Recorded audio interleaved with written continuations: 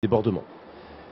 Le Parti socialiste a une nouvelle équipe de direction depuis aujourd'hui. On y retrouve bien sûr des proches de Martine Aubry, la nouvelle première secrétaire, mais également de Bertrand Delanoë et de Benoît Hamon, qui lui devient le porte-parole du parti. Mais en revanche, pas de membres de l'équipe de Ségolène Royal.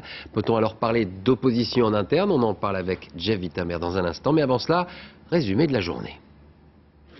Martine Aubry s'y habitue, les photographes maintenant c'est pour elle. Rénové, voilà. Aujourd'hui, elle a donc présenté sa nouvelle équipe. Un peu de société civile avec Bertrand Montubert, le patron de Sauvons la Recherche, des têtes qui reviennent, Harlem Désir, Arnaud Montebourg, Benoît Hamon qui sera porte-parole.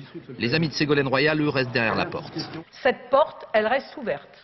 Elle restera ouverte tout au long des 3 ans qui vont nous séparer de notre prochain congrès, pour préparer le projet qu'on attend de nous en France et en Europe. Et pour être aux côtés des Français partout dans les jours et dans les semaines qui viennent, eh bien, nous y serons ensemble. Pour l'heure, c'est plus un vœu qu'une réalité. Ségolène Royal a boudé la réunion et ses partisans ont bousculé les débats. Suspension de séance réclamée par Julien Drey, ostracisme dénoncé par François Rebsamen. Bref, on n'est pas près de franchir la porte. La porte n'a jamais été ouverte, elle était fermée depuis le premier jour, elle était fermée à Reims, elle le restera. Et c'est ça que nous déplorons. On ne peut pas vouloir gouverner la France, on ne peut pas vouloir reconstruire la gauche, on ne peut pas diriger le Parti socialiste avec un esprit de sectarisme. Même si les prises de bec ont eu lieu à l'abri des caméras, le climat reste plombé par la mauvaise humeur du camp royal. Chacun en est conscient.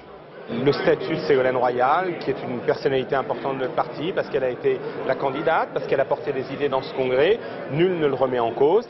Malgré les remous, Martine Aubry avait le sourire cet après-midi. Elle est maintenant installée à la tête du PS et promet à Nicolas Sarkozy une opposition qui tient la route.